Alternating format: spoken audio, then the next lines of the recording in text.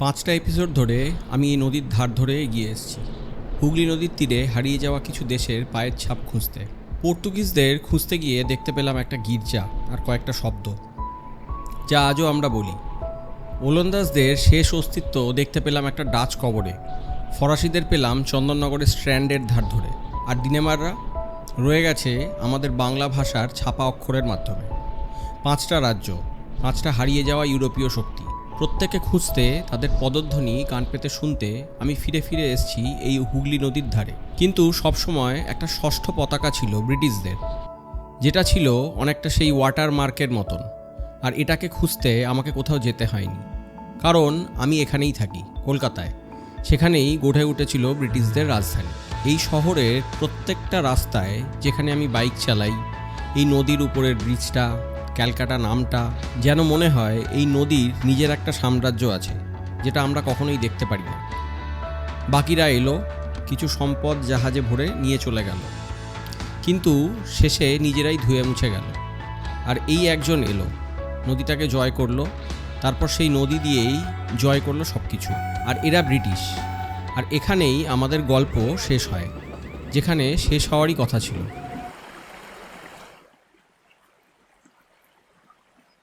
ব্রিটিশদের নিয়ে একটা কথা আমাদের সচরাচর মনে থাকে না। এই নদীতে ব্রিটিশরা এসেছিল সবার শেষে, আর ওরা সেই সময় কোনো উল্লেখযোগ্য শক্তিও ছিল না। পর্তুগিজরা তো সেই 1600 শতক থেকেই এই নদী তথা বঙ্গোপসাগর দাপিয়ে বেড়াচ্ছে। ওলন্দাজ, ডিনেমার, ফরাসি সবাই থিতু, সবাই ব্যবসা করছে, সবার গড়ে উঠেছে নদীর পছন্দসই জায়গায় ঝকঝকে শহর। আর ব্রিটিশরা 1690 সালে জব চার্নক নামের এক কোম্পানির এক ক্লার্ক এই নদীর ধারে এসে থামল, 3টে বিচ্ছিরি জলা গ্রামে, সুতানুটি, গোবিন্দপুর আর একটা গ্রাম নাম কলিকাতা।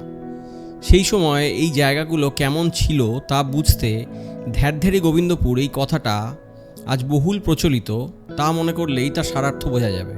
ম্যালেরিয়ায় ভরা কাদার চর, বছরের অর্ধেকটা জলের তলায় থাকে। প্রসঙ্গত বলে রাখা ঠিক হবে, সেই সময় আজকের কলকাতার অনেকটা অংশই তখন সুন্দরবনের অন্তর্গত ছিল, যে জমির দিকে কেউ ফিরে তাকানোর কথাই ভাবেনি। ফরাসিদের ছিল সাজানো গোছানো পার বাঁধানো চন্দননগর, ওলন্দাজদের ছিল ধনী চুচুড়া, আর ব্রিটিশদের ভাগে জুটল একটা জলা জমি। আগের এপিসোডের ডিনেমারদের কথা আশা করি মনে আছে। সবচেয়ে ছোট, সবচেয়ে দুর্বল পতাকা, যাকে সবাই তুচ্ছ বলে মনে করত। ব্রিটিশরাও ঠিক একইভাবে একটা ছোট্ট জায়গায় শুরু করেছিল, নদীর সবথেকে নগণ্য খেলোয়াড়। কিন্তু একটা তফাৎ ছিল, ডিনেমাররা কখনো শাসন করতে চায়নি, আর ব্রিটিশরা ছিল উচ্চাকাঙ্ক্ষী। ওই জলাজমি থেকেই গোটা বাংলার দিকে চোখ পড়েছিল ওদের, আর ওরা মনে মনে হিসাব কষছিল। আর এটাই আসল তফাৎ। এই উচ্চাকাঙ্ক্ষার কারণেই ব্রিটিশদের পতাকা শেষ পর্যন্ত টিকে থাকলো। এই নদীর বাকি প্রত্যেকটা শক্তি এসেছিল ব্যবসা করতে, যতই আগ্রাসী হোক, ওরা আগে বণিক। ব্রিটিশ ইস্ট ইন্ডিয়া কোম্পানিও ছিল বণিকদেরই একটা কোম্পানি। প্রাথমিকভাবে এসেছিল কিছু কেরানি ও হিসাবরক্ষক হিসাবে, কিন্তু কোথাও ওরা এটা বুঝে ফেললো যে এখানে শুধু কেরানি হয়ে থাকলে চলবে না, পেতে হবে পূর্ণ ক্ষমতা, যা বাকিরা বোঝেনি। বাংলার সম্পদ কিনবো কেন, যখন গোটা বাংলাটাই দখল করে নিয়ে যাওয়া যায়, আর সেখান থেকে খেপে খেপে সম্পদ নিয়ে যাওয়া যাবে নিজেদের দেশে। বাকিরা দেখেছিল একটা বাজার, যেখানে এসে ব্যবসা করা যায়, আর ব্রিটিশরা দেখলো একটা রাজ্য, যে রাজ্য তাদের দিতে পারে অনন্ত সম্পদের চাবিকাঠি। আর তাই একটা ব্যবসার কোম্পানি এমন একটা কাজ করলো যা আগে কোনো কোম্পানি এর আগে করার কথা ভাবেইনি। আর এই তাগিদ থেকে নিজেদের একটা প্রাইভেট সেনাবাহিনীও বানিয়ে ফেললো। আর এখানে একটা কথা ভাবার মতন, এই সেনাবাহিনীর মূল শক্তি কিন্তু ব্রিটিশরা ছিল না, হওয়াটাও সম্ভব ছিল না। এখানে তো ব্রিটিশ বলতে হাতে গোনা কয়েকজন ছিল। তাই কোম্পানি স্থানীয় ভারতীয়দের পেশাদার সৈনিক হিসাবে রিক্রুট করতে শুরু করলো, ইউরোপীয় কায়দায় ট্রেনিং দিতে শুরু করলো। নিয়মিত মাইনে দিয়ে সেই সব সৈন্য রাখা হতো। এদের বলা হতো সেপয়, ফরাসি শব্দ সিপাহী থেকে, মানে সৈনিক। 1740 থেকে 50-এর দশকে প্রথমে দক্ষিণে ফরাসিদের সঙ্গে লড়তে গিয়ে ব্রিটিশ কোম্পানির ভারতে যুদ্ধ লড়ার বেশ কিছু অভিজ্ঞতা হয়ে গেল। এই অল্প অভিজ্ঞতা থেকে ওরা বুঝতে পারল যে কিছু ভালো করে ট্রেনিং দেওয়া সিপাহীর সাহায্যে গোলাগুলি নিয়ে নিজেদের থেকেও বহুগুণ বড় সেনাবাহিনীকেও হারিয়ে দেওয়ার ক্ষমতা ওরা রাখে। লন্ডনে শেয়ার হোল্ডারদের দিয়ে তৈরি একটা বিজনেস, ভারতে এসে কিছু ভারতীয়দের নিয়ে সেনাবাহিনী বানাচ্ছে ভারতকেই জয় করতে, মুনাফার জন্য। ভারত কোনো দেশ বা রাজার হাতে পরাজিত হয়নি, পরাজিত হয়েছিল একটা বিদেশি কোম্পানির হাতে। আর এক ঝটকায় সেই কোম্পানি বণিক থেকে শাসক হয়ে গেল। সেই ঘটনাটাই ঘটেছিল একটা ছোট্ট আমবাগানে, কলকাতা থেকে নদীর উজানে কয়েক ঘন্টা দূরে। তাই সেখানেই আমাকে যেতে হবে, পলাশী। তাই উত্তরে রওনা দিলাম, নদীর উজানে, এমন একটা জায়গার উদ্দেশ্যে যার নাম প্রায় প্রত্যেক ভারতীয় স্কুল পড়ুয়া পাঠ্য বইতে পড়েছে, অথচ প্রায় কেউই চোখে দেখেনি, পলাশী। এখানে কি হয়েছিল বুঝতে গেলে আগে একটা চরিত্রকে বুঝতে হবে, বাংলার শেষ স্বাধীন শাসক। কোনো হোমরা চমড়া মাঝবয়সী নবাব নয়, একজন তরুণ, সিরাজউদ্দৌলা। বয়স মোটে 23। 1756 সালে তার দাদু বুড়ো নবাব আলীবর্দী খাঁ মারা যাওয়ার পর সিংহাসনে বসলেন। সিরাজউদ্দৌলার শাসনে বাংলা তখন ভারতীয়দের সবথেকে ধনী প্রদেশ, এমন একটা বাংলা যা একাই তখন গোটা পৃথিবীর প্রায় 10% সম্পদের অধিকারী। কিন্তু সিরাজ বসেছিলেন এমন একটা সিংহাসনে যার উপর নজর ছিল প্রায় সকলের। আর পরিবারের মধ্যেরও কিছু মানুষ চাইছিল নবাবকে সরিয়ে দিতে। আর এটাই এই গোটা গল্পের গোপন দুর্বলতা। তিনি ছিলেন তরুণ, অধৈর্য ও বদমেজাজি। আর তাকে উত্তরাধিকারী করা হয়েছিল কিছু ক্ষমতাবান আত্মীয়দের বঞ্চিত করে, যারা ভাবত সিংহাসনটা আসলে তাদেরই প্রাপ্য। তার নিজের মাসি ঘসেটি বেগম বিপুলভাবে ধনী, বিপুল প্রভাবশালী, সিরাজের বিরুদ্ধে চক্রান্ত করেছিলেন। তার তুতো ভাই শওকত জং সিংহাসন তিনিও দাবি করে বসলেন। আর নবাবের নিজের সেনাপতি এক বুড়ো জেনারেল মীর জাফর চুপচাপ নিজের উচ্চাকাঙ্ক্ষার বশবর্তী হয়ে নিজেও নবাবের সিংহাসনে বসার ছক করছিলেন। তাহলে সিরাজের অবস্থাটা ভাবুন, বাইরে থেকে আগত আগ্রাসী বিদেশি কোম্পানি, আর পরিবারের ভিতরে এক মাসি, এক তুতো ভাই ও প্রধান সেনাপতি, সবাই চাইছে সিংহাসনে বসতে। তরুণ সিরাজ চাইছেন একটা রাজ্য চালাতে, কিন্তু সে রাজ্যে ঘুণ ধরেছে অনেক গভীর থেকে। ব্রিটিশরা কোনো গুলি চালানোর আগেই তার সিংহাসন ছিল কাঁটায় ভরা, আর তিনি সেটা জানতেন। আর তার ফলে তিনি ছিলেন সন্দেহপ্রবণ, ভীষণ কঠোর আর খামখেয়ালি, যা আরও বেশি করে চারিদিকে তার শত্রু বাড়াচ্ছিল। চারিদিকে তলায় তলায় চলছিল একটা দুষ্ট চক্র। আর এরকম একটা ভঙ্গুর অবস্থায় ব্রিটিশরা একটু একটু করে নিজেদের সাহস বাড়াতে থাকলো। ওরা সিরাজের অনুমতি ছাড়াই কলকাতায় দুর্গ মজবুত করতে শুরু করলো। ব্রিটিশরা সিরাজের রাজ্যের ভেতরেই নিজেদের সামরিক শক্তি বাড়াতে শুরু করে দিয়েছিল। তরুণ নবাবের খবর পেতেই ঠিক করলেন এর বিরুদ্ধে কঠোর ব্যবস্থা নেবেন। আর এখানেই বেশিরভাগ মানুষ ভুলে যায় যে প্রথম কিন্তু সিরাজই ব্রিটিশদের সাথে যুদ্ধে জিতেছিলেন।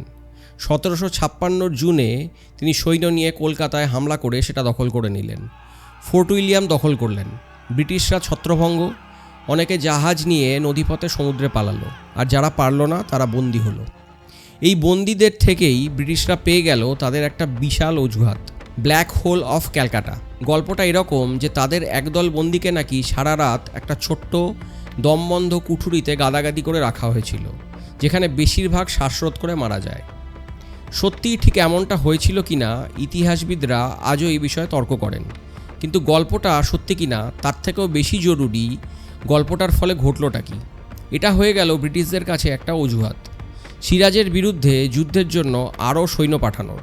আর এইভাবে বাংলাকে সম্পূর্ণভাবে দখল করার একটা ছক করে ফেলল ব্রিটিশরা। ব্রিটিশদের সৈন্যের নেতা রবার্ট ক্লাইভ, আগে তিনি ছিলেন ব্রিটিশদের এক কেরানি, যিনি খুব শীঘ্রই বুঝতে পারলেন যে হিসেবের চেয়েও যুদ্ধে তিনি ঢের বেশি পারদর্শী।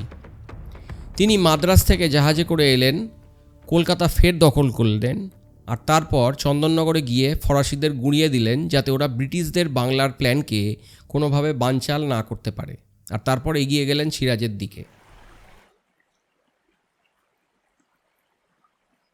কিন্তু ক্লাইভ আসলে সিরাজের সঙ্গে সরাসরি যুদ্ধ করার প্ল্যানই করেননি।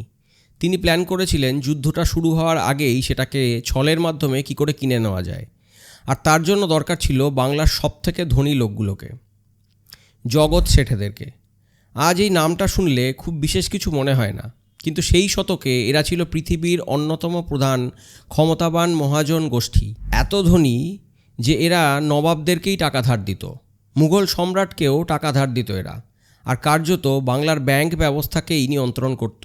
লোকে বলে এদের সিন্ধুকে নাকি ব্যাংক অফ ইংল্যান্ডের থেকেও বেশি সোনা ছিল। এদের টাকা ছাড়া কোনো শাসক এক পাও চলতে পারত না। আর এই মহাজনরা সিরাজকে ভয় পেতে শুরু করেছিল, কারণ তিনি ছিলেন খামখেয়ালি। আর একজন মহাজনের কাছে খামখেয়ালিপনাই সবথেকে বড় চিন্তার। বুড়ো নবাব আলীবর্দী শেঠেদের সম্মান করতেন আর তাদের সঙ্গে তাল মিলিয়ে কাজ করতেন। টাকার লেনদেনও যথাযথভাবে বজায় রাখতেন। কিন্তু এই মাথা গরম তরুণ সিরাজ তাদের হুমকি দিতে শুরু করলেন। শোনা যায় শেঠেদের একজনকে অপমান পর্যন্ত করেছিলেন আর ইঙ্গিত দিয়েছিলেন দরকারে শেঠেদের সম্পদ বাজেয়াপ্ত করে সিরাজ নিজের যুদ্ধের খরচ চালাবেন। যে পরিবারের গোটা সাম্রাজ্য দাঁড়িয়েছিল নবাবের সাথে দীর্ঘস্থায়ী একটা বোঝাপড়া আর বিশ্বাসের উপর, সেই শেঠদের কাছে এমন একটা খামখেয়ালি শাসক যে যখন তখন লুট করতে পারে, তা ছিল ভীষণ বিপদের। তারা চাইতো এমন একজন নবাব যাকে নিয়ন্ত্রণ করা যায়, নিরাপদ, বাধ্য, প্রেডিক্টেবল একজন। আর ক্লাইভ শেঠেদের ঠিক সেটাই অফার করলেন। সিরাজকে সরিয়ে বসাও তারই বেইমান সেনাপতি মির্জাফরকে, একজন পাপেট নবাব হিসাবে। আসল ক্ষমতা থাকবে কোম্পানির হাতে, শেঠদের টাকা থাকবে নিরাপদ, প্রভাব থাকবে অটুট, আর মির্জাফর পাবে সেই সিংহাসন যার স্বপ্ন সে চিরকাল দেখেছে। এই বিশ্বাসঘাতকতা কিন্তু যুদ্ধের মাঠে হঠাৎ করে তৈরি হয়নি। এই ষড়যন্ত্রের সুতো গোপনে বোনা হয়েছিল মাসের পর মাস ধরে। 1757 বসন্তকালে জগৎ শেঠেরাই ছিল এই ষড়যন্ত্রের মূল কারিগর। তাদের ব্যাংকিং নেটওয়ার্ক আর তাদের গ্যারান্টির মধ্য দিয়েই গোটা ডিলটা হয়েছিল। তারা জোগালো টাকা। মির্জাফর একটা গোপন চুক্তিতে সই করে প্রমাণ দিল যে সে এই বিশ্বাসঘাতকতার প্ল্যানের সমর্থনে আছে। আরও কিছু অভিজাত যেমন রায়দুর্লভ, ইয়ার লতিফ খাঁ ইত্যাদি চুপচাপ এই ষড়যন্ত্রে অংশগ্রহণ করলেন। সইগুলো জোগাড় হতে থাকলো অন্ধকারে। একটাও সৈন্য যুদ্ধের মাঠে নামার বহু সপ্তাহ আগে। আর এতটাই গোপন ছিল সেই ষড়যন্ত্র যে উমিচাঁদ নামের এক দালাল যখন এই বিষয়ে কিছু জানতে পারল আর সে বিরাট ভাগ দাবি করে ফাঁস করে দেওয়ার হুমকি দিল, ক্লাইভ চালাকি করে দুটো চুক্তি বানালেন, একটা আসল আর একটা নকল, লাল কাগজে, উমিচাঁদকে বোকা বানাতে। আর অ্যাডমিরাল ওয়াটসন যখন সেই নকলটায় সই করতে অস্বীকার করলেন, তখন রবার্ট নিজেই অ্যাডমিরালের সই জাল করলেন। একজন ইতিহাসবিদের মতে পুরো ব্যাপারটা আসলে কোনো যুদ্ধই ছিল না, এটা ছিল একটা যুদ্ধের ছদ্মবেশে কর্পোরেট টেকওভার। পলাশিতে দুই বাহিনী যখন মুখোমুখি দাঁড়ালো, ফলাফল তার আগেই লেখা হয়ে গিয়েছে, সপ্তাহ কয়েক আগে গোপনে কালিতে একটা মহাজনের খাতায়। 1757 23 জুন, ভাগীরথীর ধারে একটা আমবাগান। এবার আমরা যদি তাকাই যুদ্ধে অংশগ্রহণ করা দুটো পক্ষের দিকে, দেখব যে সিরাজের ছিল বিশাল সেনাবাহিনী, প্রায় 50,000 সৈন্য, 16 থেকে 18,000 ঘোড়সওয়ার, 35,000 পদাতিক আর 53টা ভারী কামান। আর সেই বড় কামানগুলোর চালানোর দায়িত্বে ছিল একটা ছোট্ট ফরাসি গানারদের দল। ফরাসিরা নিজেদের চন্দননগরের হারের দুঃখ ভুলতে অংশ নিয়েছিল এই যুদ্ধে। মোটে 40-50 জন, নেতৃত্বে সাঁ ফ্রে নামে ফরাসি অফিসার। এরাই ছিল শেষ ফরাসি যাদের ব্রিটিশরা সবে চন্দননগর থেকে তাড়িয়েছে, আর এখানে নবাবদের পাশে দাঁড়িয়ে তাদের শেষ লড়াইটা লড়ছিল। 50 জন ফরাসি ইতিহাসের স্রোতের বিরুদ্ধে সাঁতার কাটছিল। আর ক্লাইভ সাথে ছিল মোটে 3,000, 800-900 মতন ইউরোপীয় আর প্রায় 2,100 ভারতীয় সিপাহী, 100 গানার আর মাত্র 8টা কামান, 50,000 বনাম 3,000। কাগজে কলমে এই লড়াইটা হওয়ারই কথা ছিল না, কিন্তু সিরাজের ওই 50,000-এর বেশিরভাগ একটা অস্ত্রও তোলেনি, কারণ তার সেনাবাহিনীর 3 জন প্রধান সেনাপতি ছিল আর তাদের 2 জনই বিশ্বাসঘাতক। মির্জাফর প্রায় 16,000 সৈন্য নিয়ে চুপচাপ একপাশে দাঁড়িয়ে রইল, কিছুই করল না। রায়দুর্লভ আরও হাজার হাজার সৈন্য নিয়ে একই কাজ করল। আর এই 2 জন মিলে নবাবের অর্ধেকেরও বেশি সেনাবাহিনীকে ঠায় দাঁড় করিয়ে রাখল। সৈন্যরা দাঁড়িয়ে দেখল, হুকুম ছিল কিছু না করার। তাহলে সিরাজের হয়ে আসলে লড়ল কারা? সত্যি বলতে মোটে 2 জন মানুষ, আর তাদের সরাসরি অধীনের সৈন্যরা, তার অনুগত সেনাপতি মীর মদন আর দেওয়ান মোহনলাল, সঙ্গে ওই 50 জন ফরাসি গানার, মাত্র কয়েক হাজার অনুগত মানুষ। গোটা যুদ্ধটা একা টানছে, আর ওদেরই 30-40 হাজার সহযোদ্ধা সাজানো ছকে ঠায় দাঁড়িয়ে রয়েছে। আর তবুও যুদ্ধের সেই সকালের কয়েক ঘন্টা সিরাজের সেই অনুগতরাই জিতছিল। মীর মদন, মোহনলাল আর ফরাসি কামানগুলো ব্রিটিশদের রীতিমতন চেপে ধরেছিল। তারপর দুটো ঘটনা ঘটল। প্রথমত, আকাশ ঘুরে গেল। দুপুরের দিকে বর্ষা নামলো, মাঠ ভিজিয়ে দিল। ব্রিটিশরা তড়িঘড়ি তাদের গান পাউডারের উপর টারপুলিন চাপা দিল। নবাবের লোকেরা সেটা করল না। তাদের বারুদ ভিজে গেল, কামানের গর্জন থেমে যেতে থাকলো, আর ব্রিটিশদের কামান শুকনো থাকায় গর্জাতেই থাকলো। আর দ্বিতীয়ত, একটা আচমকা কামানের গোলায় মীর মদনের মৃত্যু হলো। যে একমাত্র অনুগত সেনাপতি যুদ্ধটা জিতছিল, সেই এক নিমেষেই শেষ। তারপর যা হলো তা হৃদয় বিদারক। মীর মদনের মৃত্যুর খবর পেয়ে তরুণ নবাব ভেঙে পড়লেন। তিনি সেই বিশ্বাসঘাতক মীর জাফরকে ডেকে পাঠালেন, আর মরিয়া হয়ে নিজের পাগড়িটা খুলে মীর জাফরের পায়ের কাছে ছুঁড়ে ফেললেন। একজন শাসকের আনুগত্য ভিক্ষা করার চরম ভঙ্গি।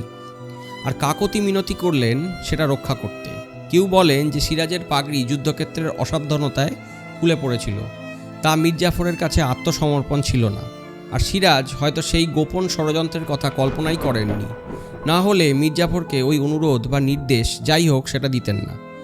যদিও মীর জাফর সিরাজকে কথা দিল রক্ষা করবে, কিন্তু তারপর সোজা তাঁবু থেকে বেরিয়ে গিয়ে ক্লাইভকে খবর পাঠালো, এক্ষুনি আক্রমণ করো। অনেকগুলো প্রতিকূল ঘটনা ঘটেছিল।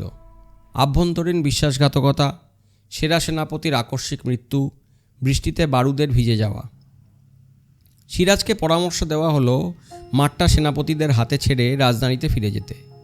আর তাই সূর্যাস্তের 2 ঘন্টা আগে 23 বছরের নবাব চড়ে বসলেন একটা উটে, একটা দ্রুতগামী উট। মরিয়া হয়ে বেছে নেওয়া হলো দ্রুত পালানোর জন্য, এমন পথ ধরে যেখানে হয়তো ঘোড়াও হাঁপিয়ে যেত। আর মাত্র 1002 ঘোড়সওয়ার নিয়ে বাংলার সিংহাসন থেকে দূরে চলে গেলেন। পালালেন যোদ্ধা হিসাবে নয়, এক শিকার হওয়া মানুষের মতন। একটা দিনেরও কম সময় ধরে যুদ্ধটা চলল। আর ফলাফল, সিরাজ হারালেন প্রায় 500 সৈন্য, ব্রিটিশরা হারালো 30-এরও কম। এটা আদপে যুদ্ধই ছিল না। আর এই পলাশির স্মৃতিসৌধটা দেখতে এসে এখানকারই একজন বৃদ্ধ লোকের সাথে দেখা হয়ে গেল, এবং ভাবলাম যে ওনাকে একটু জিজ্ঞেস করা যাক যে ওনাদের স্মৃতিতে এই অঞ্চলের, যেহেতু যুদ্ধটা ওনাদের অঞ্চলেই হয়েছিল, সেজন্য ওনাদের স্মৃতিতে কি রয়েছে, কিভাবে ওনারা দেখছেন যুদ্ধটাকে, বা কিভাবে ওনারা মনে রেখেছেন যুদ্ধটাকে। ইংরেজরা কিন্তু আপনার যখন আসে তখন কিন্তু গঙ্গার পশ্চিম দিকে ওরা স্থান নেয়, হ্যাঁ। আর নবাবের সৈন্য ছিল এই গঙ্গার পূর্ব দিকে, হ্যাঁ। এবার ওদের যে সেনাপ্রধানরা ছিল কর্নেল, ওদের এক একটা ক্যাম্প ছিল, এক একটা ক্যাম্প ছিল। ওই যে দেখতে পাচ্ছেন সামনেকার গ্রাম, আবার ওই গ্রামের মধ্যেও 3খানা ক্যাম্প ছিল, হ্যাঁ। আর এই যে মাঠে তো টিচড়ি ছিলই সব। এইবার ওরা কোনো রকমে এপার হয়ে এসে ওরা ওই মীর জাফরের সঙ্গে ওরা সন্ধি করে, হ্যাঁ। ওরা সন্ধি করার পরে তখন মীর জাফর তো ছিল ওদের হেড নবাবের, হ্যাঁ। ও যেভাবে সেনাবাহিনীর দিকে মানে দিয়েছিল সেইভাবে ওরা কাজ করে গিয়েছে, কিন্তু এদেরকে আচমকা তখন আঘাত করে শেষ করে দিল। এদেরকে মানে যে যুদ্ধ করার টাইমটাও দিল না। যখন লাস্টের দিকে ওই ইয়াল্লতিফ, মীর মদন, হ্যাঁ, মোহনলাল, এই কয়েকজনা তখন লড়ার পরে কি করবে তখন। আর এদের যে বারুদের যেসব স্তূপ ছিল সেগুলো মোটামুটি পরিষ্কার ভিজে ছিল। এটা মানে এরা মীর জাফর এটা মানে কায়দা করি ওগুলো নষ্ট করেছিল, কিন্তু তখন আর কিছু কাজ করলো না ওটা, হ্যাঁ। আর সিরাজের পরিণতিটাই সবথেকে করুণ। গভীর রাতে তিনি মুর্শিদাবাদে পৌঁছালেন, গয়নাগাটি আর স্ত্রীকে নিয়ে নৌকায় পালালেন।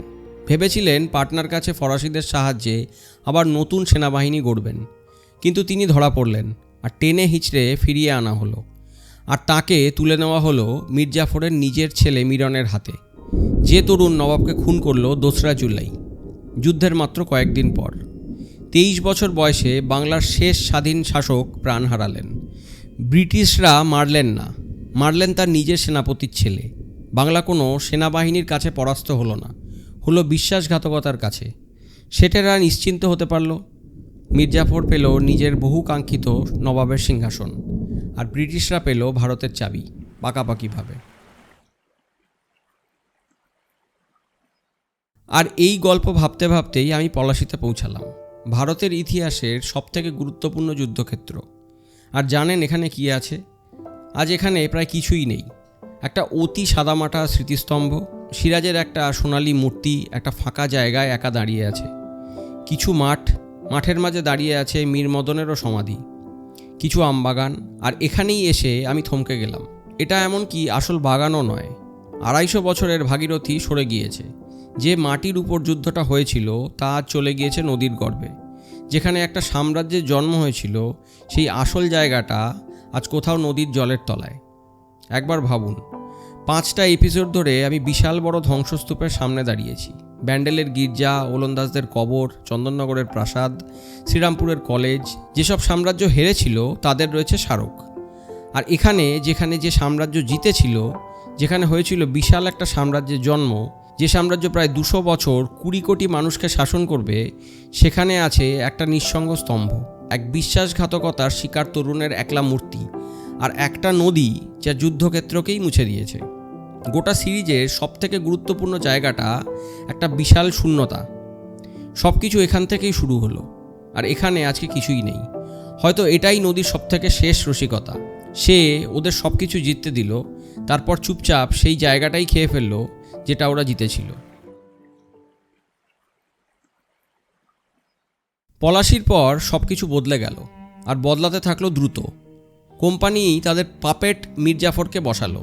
তারপর বাংলার কোষাগার বিপুল সম্পদ শুষে নিতে শুরু করলো।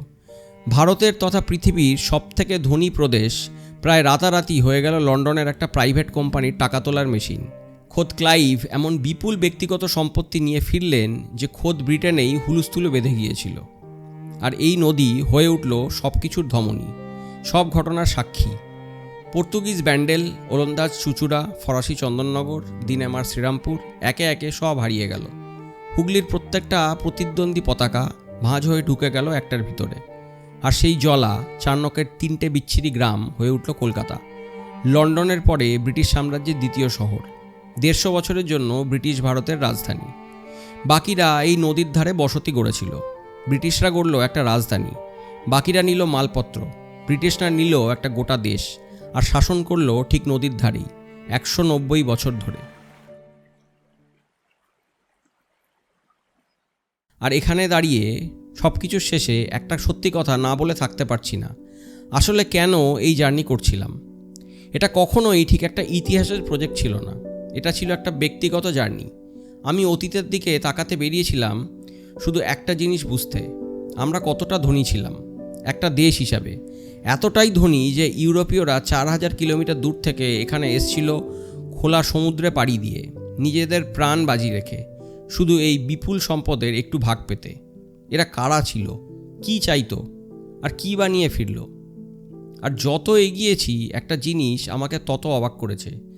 এরা যে পৃথিবীতে এসে পৌঁছেছিল সেটা আমাদের এই পৃথিবীর সঙ্গে একেবারেই মেলে না। সেই সময় ঠিকঠাক কোনো মানচিত্রই ছিল না, কোনো কমন ভাষা ছিল না, আবহাওয়াও ছিল ইউরোপীয়দের জন্য চরমভাবে প্রতিকূল। খাবার, মানুষ, রীতিনীতি সব অদ্ভুত, সব অজানা। এদের অর্ধেক লোক 1 পয়সা লাভ দেখার আগেই হয় রোগে মরেছে, নয়তো সমুদ্রে ডুবেছে। তবুও এরা এলো, আর কার্যত কিছুই হাতে না নিয়ে কোনোভাবে সমুদ্র পেরোলো, এসে পৌঁছালো। ভাষা শিখলো, ব্যবসা করলো, রাজা নবাবদের সঙ্গে সম্পর্ক করলো, আর একটা প্রতিষ্ঠিত নবাবকে উল্টে দেওয়ার জন্য একটা বিশাল জটিল বিশ্বাসঘাতকতার ছকও কষে ফেললো।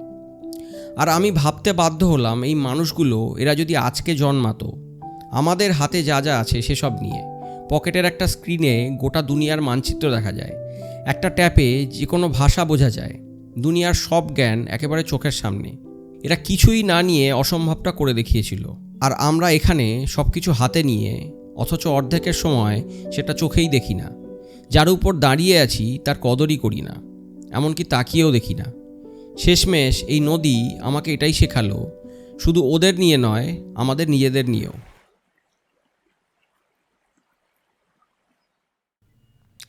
এতক্ষণ আপনারা এই ভিডিওটা দেখে ফেলেছেন, তো আমার বিশ্বাস নিশ্চয়ই আপনাদের এই ভিডিওটা ভালো লাগছে। যদি ভালো লাগে তাহলে লাইক, শেয়ার করে এই চ্যানেলটাকে যদি উৎসাহ দেন, তাহলে ভবিষ্যতে এরকম ধরনের কন্টেন্ট আমি আরও তৈরি করতে পারবো। আর এই চ্যানেলটা অ্যাকচুয়ালি একটা সিরিজের এন্ড সেশন হিসাবে এটাকে আমি রেকর্ড করেছি, এটা ইংলিশদের নিয়ে। এছাড়াও পশ্চিমবঙ্গে অন্যান্য যারা এসেছিল যেমন পর্তুগিজ, ফ্রেঞ্চ, ড্যানিশ এবং ডাচ, এরা সবাই এসেছিল। তাদের নিয়ে আলাদা আলাদা এপিসোড আমি করেছি এবং সেই এপিসোডের লিঙ্ক আমি একটা প্লে লিস্টে এই ভিডিও শেষে দিয়ে রাখবো। যদি আপনাদের কারুর সেই ভিডিওগুলো দেখার ইচ্ছা থাকে তো আপনারা সেটা দেখতে পারেন। তাহলে শেষবারের মতন একবার সময়ের পথ ধরে পিছিয়ে যাই। 5টা সাম্রাজ্য এই নদীতে এসছিল। আমি প্রতিবার একটাই কথা জিজ্ঞাসা করেছি, এরা কি রেখে গেল? পর্তুগিজরা রেখে গেল শব্দ, চাবি, জানলা, আমাদের মাতৃভাষায় মিশে যাওয়া বেশ কিছু শব্দ। ওলন্দাজরা রেখে গেল কবর, ভুলে যাওয়া মানুষের একটা কবরস্থান। ফরাসিরা রেখে গেল একটা অনুভূতি, রুটি, প্যালেস, আলো আর একটা শহর যাকে ওরা ভালোবেসেছিল। ডিনেমাররা রেখে গেল একটা কণ্ঠস্বর, এই বাংলা ভাষারই ছাপা অক্ষরে। আর ব্রিটিশরা রেখে গেল এই সবটা, এই শহর, এই রাস্তা, এই ব্রিজ, সাইনবোর্ডের ইংরেজি, আদালত, রেল, আধুনিক বাংলার গোটা চেহারাটাই। কিন্তু নদী আমাকে শেষ যে জিনিসটা শেখালো সেটা এই, এমনকি ব্রিটিশরাও যে পতাকা কখনোই নামতো না, যাকে চিরস্থায়ী মনে হতো, তাকেও চলে যেতে হলো 1947-এ। 5টা পতাকা এই নদীতে উঠেছিল, 5টা পতাকা নেমে গেছে। প্রত্যেকে নিশ্চিত ছিল তারা চিরকাল থাকবে, প্রত্যেকে আজ শুধু একটা স্মৃতি। আর নদী আজও এখানে, আজও বইছে, ঠিক যেমন বইছিল জলদস্যুদের জন্য, মহাজনের জন্য, কিশোর নবাবের জন্য, আর সেই কেরানিরও জন্য। সে ওদের সবাইকে আসতে দেখেছে আর দেখেছে ওদের প্রত্যেককে চলেও যেতে। এই যাত্রার এখানেই শেষ। এক নদী, 5 পতাকা, কিভাবে গোটা পৃথিবী বাংলায় এসছিল আর কিভাবে বাংলা সেই পৃথিবীকে পেরিয়েও টিকে গেল, তার গল্প। কিন্তু একটা সত্যি কথা বলি, আমি আপনাকে শুধু বলেছি ব্রিটিশরা কিভাবে জিতে ব্রিটিশরা কি করলো সেটা বলিনি। এই কোম্পানির তৈরি সেই দুর্ভিক্ষের কথা, যা এই নদীরই পারে লক্ষ লক্ষ মানুষকে মেরেছিল, কিভাবে একটা জলা এশিয়ার অন্যতম বড় শহর হয়ে উঠল, আর তার জন্য কী বা মূল্য দিতে হয়েছিল। আর এই বাংলাতেই যে মানুষগুলো গোটা সাম্রাজ্যকে পুড়িয়ে দেওয়ার জন্য প্রথম আগুনটা জ্বেলেছিল, তাদের কথা। সে গল্প একটা নদীর থেকেও অনেক বড়। তাই এটা আসলে কোনো শেষ নয়, এটা আর একটা দরজা। এবার একদম নতুন যাত্রা, 5টা পতাকা নয়, একটা। ব্রিটিশ সাম্রাজ্যের উত্থান ও পতন বলা হবে সেই শহর থেকে যেটা ওরা গড়েছিল, আর যে শহর ওদের নামতেও বাধ্য করেছিল, আমার শহর কলকাতা। নদীর গল্প শেষ, সাম্রাজ্যের গল্প শুরু, সবে শুরু। সঙ্গে থাকুন।